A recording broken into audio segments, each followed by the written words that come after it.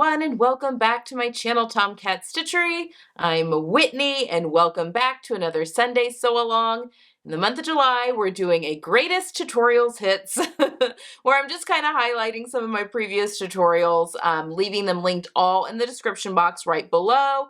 Again, right underneath the title of the video, you'll see a couple of lines of text. Usually it's happy Sunday Sew Along. If you click at the three dots at the end of that text, or sometimes it says show more, or sometimes it's an arrow, click on that and the description box will drop down. You may have to click at the end of that another one to drop the full thing down, but that I have a ton, I always have a ton of links in that description box. So definitely make sure and click on that, and I will have links to all of these tutorials down there.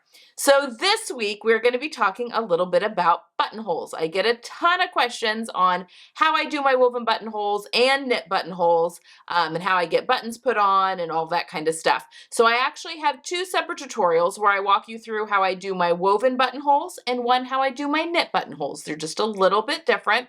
I have a couple of tools that I really, really love, and I walk you through that. I know a lot of people find making buttonholes scary, which I get. You're cutting a hole in the front of something that's finished, how that can be just a little bit scary, but they really don't have to be. And they're really pretty easy. And once you figure out your machine and how to get those going, it's actually a really easy process.